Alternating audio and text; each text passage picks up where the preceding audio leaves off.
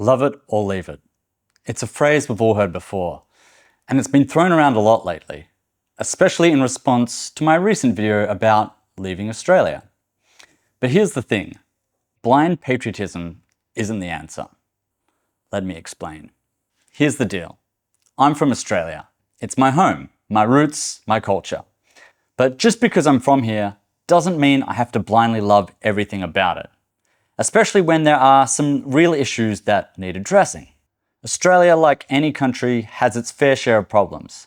From a housing crisis to affordability issues, it's not all sunshine and kangaroos. And that's okay to admit. In fact, it's necessary if we want to see a positive change. Now, don't get me wrong, I'm not saying we should all pack our bags and leave at the first sign of trouble. What I'm saying is that we should have the freedom to voice our concerns, to advocate for change, and yes, to even leave if we feel it's the right decision for us. You see, love it or leave it is a false dichotomy. It implies that if you're not 100% in love with your country, then you don't belong here. That couldn't be further from the truth. Patriotism isn't about blindly accepting everything. It's about working towards a better future for everyone. So to those who say I must love Australia just because I'm from here, I say this: I love Australia, but I also recognize its flaws, and I refuse to turn a blind eye to them.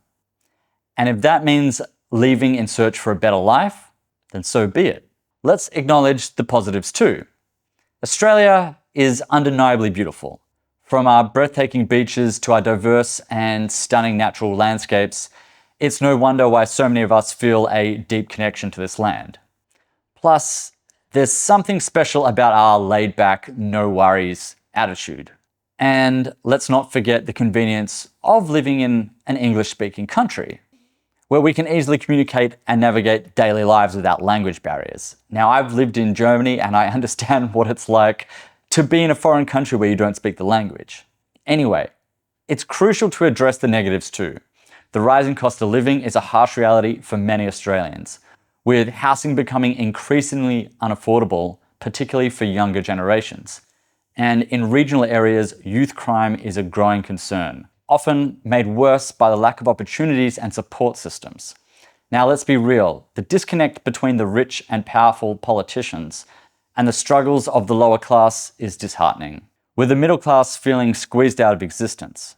While we may not have the same gun violence as some other countries, like America, we're witnessing an alarming uptick in stabbings and other violent crimes. And it's a sobering reminder that violence can manifest in different forms. And not to mention the toxic undercurrent of racism that continues to poison our society, perpetuating division and injustice. So where does that leave us? Is it enough to simply say, love it or leave it? I don't think so. Patriotism shouldn't be blind allegiance. It should be a commitment to making our country better for everyone. It means celebrating the positives while acknowledging the negatives and addressing these issues to work towards a better country, a country that we could be proud of. So ultimately, it's up to us to change the future of our country, to stand up for what's right, and to thrive for a more inclusive and equitable society. So let's reject this saying, love it or leave it, and let's embrace empathy, accountability, and progress. Now, do remember, this channel is called Carl Travels. It is a travel channel. And on that note, I've got a flight to catch.